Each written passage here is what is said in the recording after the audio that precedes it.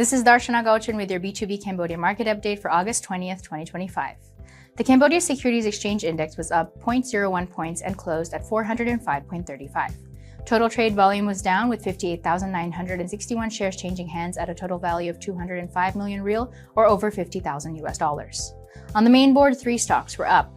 Leading the market was MJQ Education, up 0.50% or 10 real to 2,000 real per share, followed by Sihanoukville Autonomous Port, which rose 0.17% or 20 real to 12,040 real per share. Phnom Penh Autonomous Port was also up 20 real to 13,600 real per share. On the downside, Pestec Cambodia was the biggest loser of the day, dropping 1.87% or 50 real to 2,620 real per share, followed by Royal Group Phnom Penh SEZ, which was down 0.97% or 20 real to 2,050 real per share. Meanwhile, Phnom Penh Water Supply Authority, Grand Twins International, Akleda Bank, and Cam GSM remained flat. Over on the growth board, JS Land dropped 0.36% or 10 real to 2,770 real per share, while DBD Engineering was up 1% or 20 real to 2,020 real per share. Royal Group Phnom Penh SEZ recorded the highest trade volume of the day with 18,111 shares changing hands at a total value of 37 million real or over $9,000, approximately 31% of Wednesday's trade volume.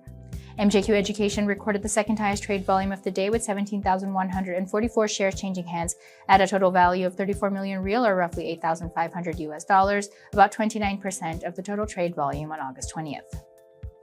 In other market news, Cam GSM announced the distribution of dividends for the third quarter of 2025 with a total of 368 million real or over $91,900 set to be paid to holders of Class A voting shares between September 12th to 18th, 2025. Moving on to the exchange rate, the Khmer Real to USD was stable at 4,008 real per US dollar, while the US dollar index was up to 98.27. Looking at global commodities, oil rose on Wednesday as the American Petroleum Institute reported a drop in U.S. crude inventories, and investors awaited the next steps in talks to end the Ukraine war, with sanctions on Russian crude remaining in place for now. Crude fell more than 1% on Tuesday on optimism that an agreement to end the war seemed closer. However, U.S. President Donald Trump conceded that Russian President Vladimir Putin might not want to make a deal. Brent crude futures rose 55 cents or 0.8% to $66.34 a barrel. U.S. West Texas Intermediate crude futures for September delivery set to expire on Wednesday gained 65 cents or 1% to $63. Gold ticked up but hovered near 3-week lows as investors looked towards the U.S. Federal Reserve's July meeting minutes and the Jackson Hole, Wyoming Symposium of Central Bankers this week for cues on further rate cuts.